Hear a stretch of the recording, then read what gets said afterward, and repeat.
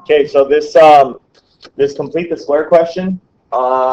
It sort of looks like the one we did yesterday, but it actually works out nice. It doesn't have like as many fractions. So first step, move this over. It's 34. Then we have 3a squared minus 6a equals 34. Now, what I'm noticing is people are missing a step. You can't go straight from taking out the 3 to like doing the cycle. So what you have to do first is you have to rewrite the problem without the 3 in front. So the 3 goes in front, and then the problem gets rewritten and becomes a squared minus 2a. And on the other side, we have 34. The next step, so we've got the big parentheses. Can you put your phone away? We've got the big parentheses, so that tells us that we need to do the small parentheses now. That's what tells us that our cycle is going to start. So I'm just going to throw this 3 back in front. And then the cycle, 2 steps. Take the middle number, divide it by 2, so that gives me -1. And then go back up and square it, and that gives me +1. So when I go to the other side to balance the equation, I have to multiply it with the 3 that's in the front. So this is +3. In front, in the parentheses, it's a square, just a, not a squared. So over here, this equals 37. So at this point, that's the complete the square part. Now we actually have to solve. So when we solve these, we can't have a number in front. So that 3 is the first thing that needs to go. So I need to divide both sides by 3 first, which gives us a fraction. Very good deal. So we got a minus 1 squared equals 37 over 3. Once the number in front is gone, then you can take the square root of both sides. Now I'm going to type that into the calculator, 37 over 3, because in this chapter, you guys learned that you can't have a square root at the bottom. It's called an irrational denominator, and the way you fix that is you multiply the top and the bottom by radical 3. But the calculator does it all for us anyway, so I'm just going to type it into the calculator. So 37 on top, 3 on the bottom. This turns into square root of 111 over just a regular 3, and it's plus and minus. So at this point, we have a minus 1 equal to that. Then the last part of this is just to get the a by itself, so we just have to plus the 1 over. So if I add the 1, I just throw it in front. So I get a equals 1 plus or minus radical 111 all over 3. And that should be the final answer. So again, that 111 over 3, the calculator does this work for us. And I'm talking about this because there's a question like this on the test. It says rationalize the denominator. So the trick is, if the bottom is covered by a radical, you just multiply by that exact number on the top and the bottom, and that's where this 111 over 3 is coming from. So today's notes, they're relative, yeah. Would it be wrong to divide by 3 second step? No, you can do that too. Would it change that? Nope. You do the same exact thing. So you know how like right here we have 37 over 3? We'll just have 37 over 3 at this step. So everything just moves up. So it'll be exactly the same. If you were in Miss Paycheck's class, that's how she actually teaches it. So what ends up happening, if you're going to divide the 3 first, you don't have to worry about multiplying, like that other way, but it ends up being the same. No, I mean like the letters. You divide by 3a. 3a squared divided by 3a. No, we can't divide by letters. Yeah, we only divide by numbers. The only time we divide by letters is when we do the long division stuff. Remember when we stack it? We put the first letter on top of the first letter, and then we simplify that. Everything else, we never divide by letters. We just divide by numbers. So today's stuff is relatively easy because it's actually tied into what we were doing yesterday. Yesterday, you learned how to solve problems that have radicals in them. Today, we're going to solve problems that have exponents that are fractions. But you learned early in the chapter that those are just radicals. So this one, if you look at the bottom, it's a 2, so that's a square root. The one on the right, that's another square root. Now, solving it is actually pretty easy. All you have to do is isolate the part that has the exponent. Sometimes it's a single letter. Sometimes it's an entire set of parentheses. But once you've isolated that term, this is the step that's going to be the most important. All you have to do is raise both sides to the power that is the reciprocal of the exponent. So first, what the heck is a reciprocal? A reciprocal is when you take a fraction and just flip both numbers so that they flip. So like it's upside down basically. So if I have 3 over 2, the reciprocal would be 2 over 3. Now before we can do that step though, we have to get the letter that has that exponent by itself. So in this first example, we would just have to plus 6 to both sides. So I would have k to the 3 over 2 equals 125. So since I have the k all by itself, now I can just raise it to the power of the reciprocal. So the reciprocal would be 2 over 3. So I do that to the other side, and then since the other side is just a number, we just have to type it in the calculator. So the reason why we do the reciprocal is because there's the multiplication rule right here. So these all cancel each other. So you're just left with the k now.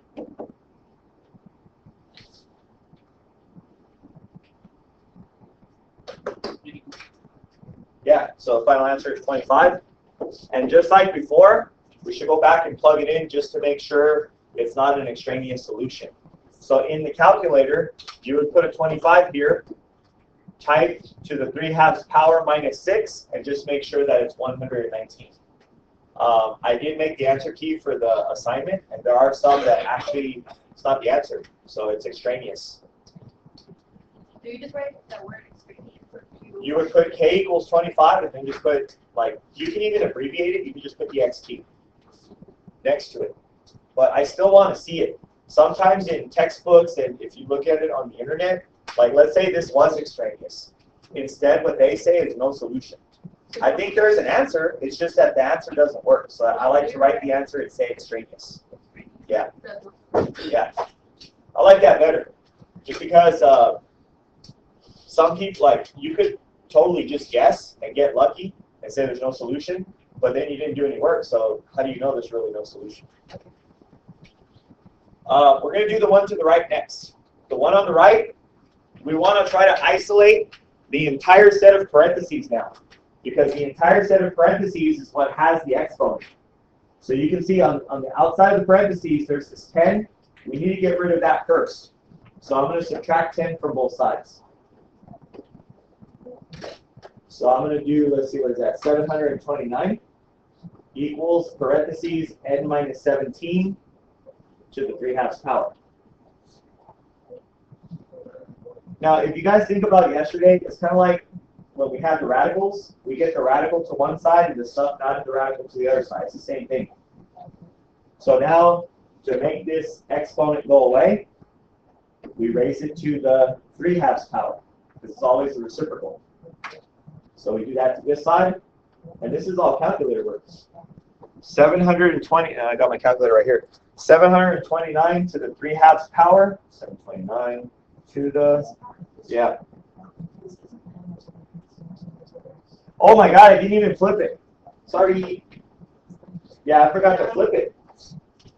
Thank you. Let me get rid of that. Yeah. Okay. So it's actually to the 2/3 power. 2/3. So I got to retype this in now. 729 to the 2/3. So that gives me 81. And the other side is just n minus 17 now. So the reciprocal is supposed to make all this stuff cross out. So now we're just left with regular n minus 17. So we just add 17 to both sides. So we get 98 equals 10.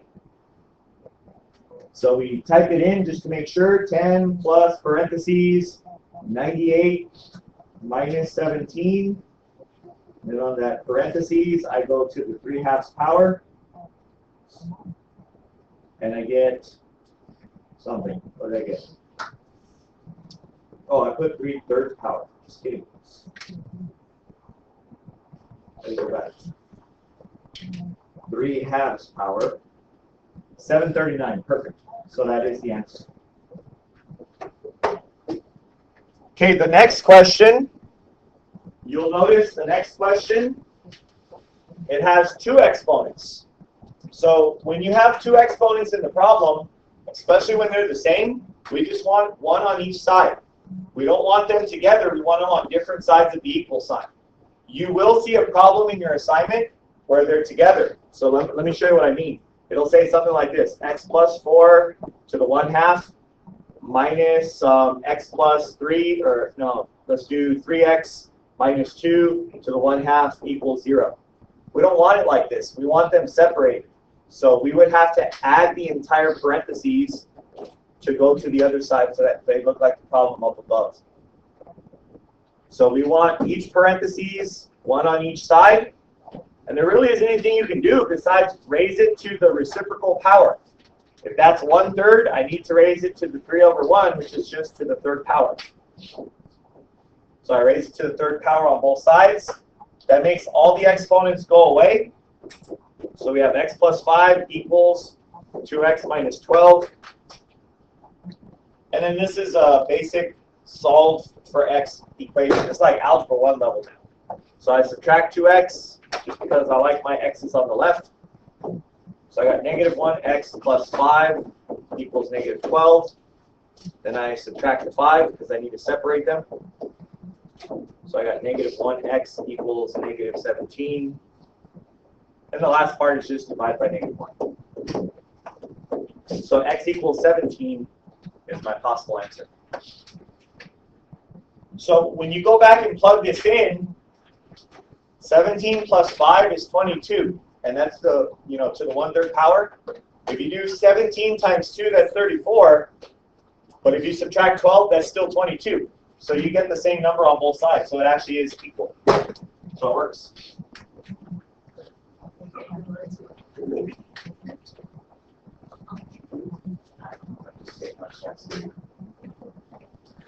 Okay, and then the last one. This one ties into what we did yesterday also. You'll notice that it's got the parentheses right here, and it has x plus 1 on the other side. So everything's already separated. We want all of the stuff in the parentheses on one side, and if it's not in the parentheses, we want that on the other side. So we're ready to do the exponent.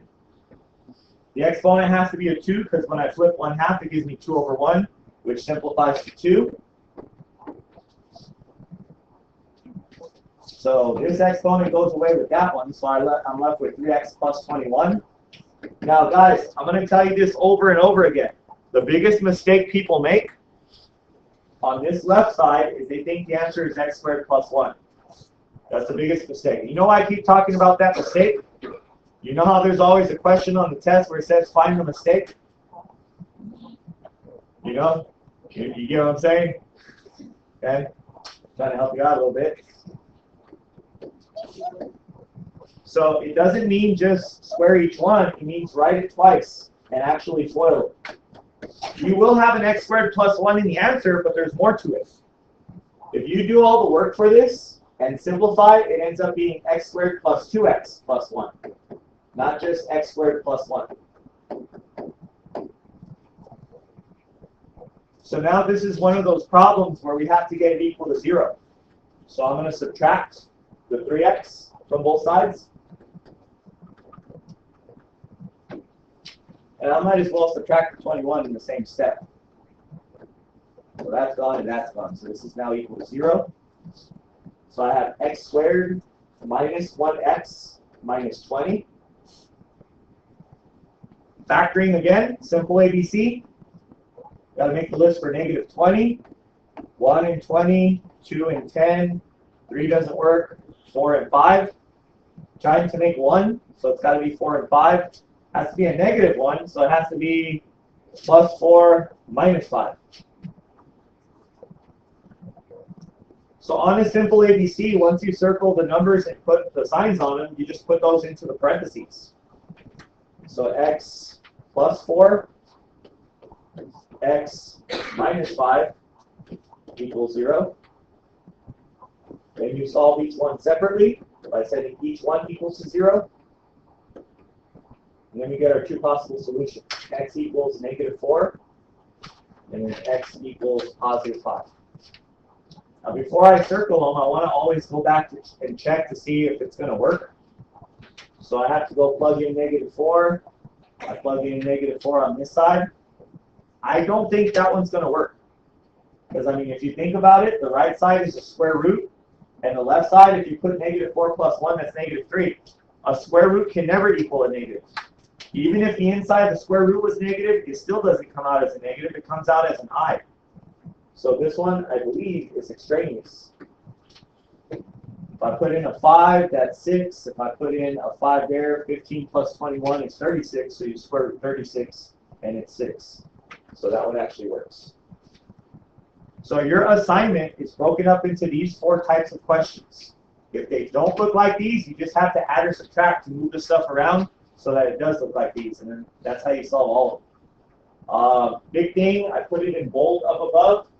Make sure you check to see if there's extraneous. Just because it's negative doesn't always make it extraneous. So you should always check all your solutions, just in case there's an answer that doesn't work. Oh, you know what? I forgot to mention this right here. This doesn't happen very often, but it is possible. This step right here. If your top number of the exponent in your original problem is an even, then when you do that reciprocal step, it gives you a plus or minus answer. And I mean, if you just think about it, let's say the top number is a 2, and I don't care what this one is. When we do the reciprocal step, that causes the bottom number to be a 2, right? So what that really means is we're doing this. Anytime you square root something, you have to put a plus or minus. So when we get a problem where we do this step, and we do it over here, and we work this answer out, this has to say plus or minus whatever that number is. So basically on that question, you would have to solve 2 different problems. You would have to set equal to the positive answer, and then set equal to the negative answer, and then solve both. That does happen once on the assignments. That's why I want to bring that up. Doesn't happen often, but it is possible. That only happens in the original problem if that top number is even. So if it's a 2 or a 4. Most of the time, they will higher than 4. That's it. So you've got 31 minutes to practice. And the answer key is already done up on the wall. I'm going to try to fix all my mistakes because I'm pretty sure I made a couple. Because I do them pretty quick.